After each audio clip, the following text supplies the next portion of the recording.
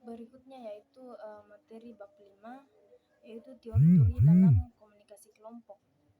Teori komunikasi adalah proses komunikasi yang berlangsung antara 3 atau lebih secara tatap muka di mana anggotanya saling berinteraksi satu sama lain. Komunikasi kelompok cenderung spontan, belum adanya bagian atau tugas dan masing-masing anggota yang terstruktur jelas.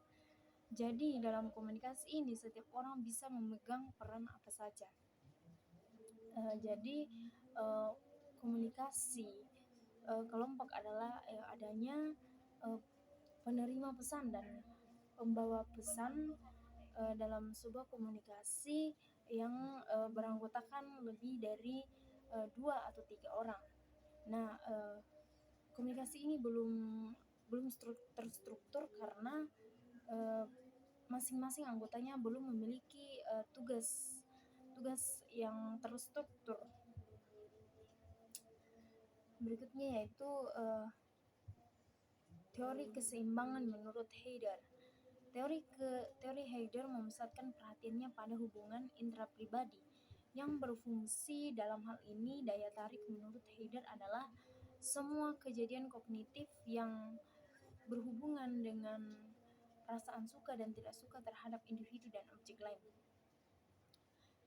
Berikutnya sistem ABX menurut Newcomb.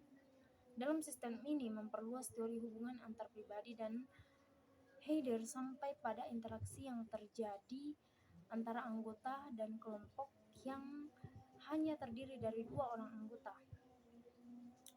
Teori proses perbandingan sosial menurut Festinger.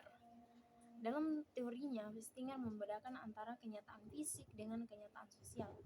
Apabila pendapat, sikap, dan keyakinan kita dapat diukur secara fisik, berarti kita berhubungan dengan kenyataan fisik, sehingga kita tidak perlu lagi berkomunikasi. Berikutnya teori pertukaran sosial menurut Kelly dan Thibault. Model Thibault dan Kelly mendukung asumsi-asumsi yang dibuat oleh Homatz dalam teorinya tentang proses pertukaran sosial, di mana interaksi manusia mencakup pertukaran sosial dan mencakup pertukaran barang dan jasa.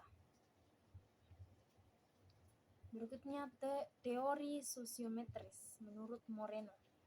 Sosiometris dapat diartikan sebagai pendekatan teoritis dan metodologi terhadap kelompok-kelompok yang diciptakan mula-mula oleh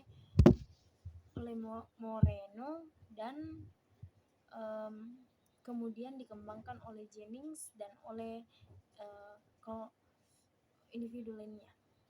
Berikutnya sistem internal dan eksternal menurut Homatz. Kegiatan interaksi dan perasaan saling tergantung. Suatu peningkatan ataupun penurunan salah satu elemen akan mempengaruhi yang lain. Berikutnya analisis proses interaksi menurut Bales. Merupakan sistem keseimbangan. Semua unsur-unsur berada dalam keadaan seimbang. Berikutnya teori kepribadian kelompok. Merupakan studi mengenai interaksi kelompok atau basis dimensi kelompok dan dinamika kepribadian.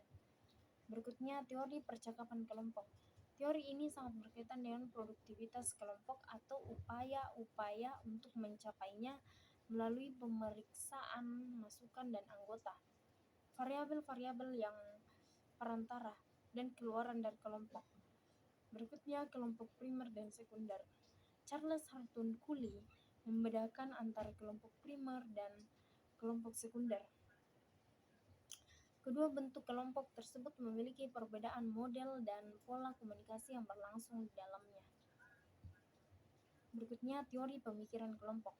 Mendefinisikan grouping sebagai suatu model berpikir yang diterapkan oleh orang-orang apabila mereka terlibat secara mendalam dalam suatu kelompok. Ada beberapa teori lain yang dapat dikategorikan sebagai teori komunikasi kelompok, yaitu adaptive structuration, dramatism, functional theory, symbolic convergence theory. Sekian materi dari bab 5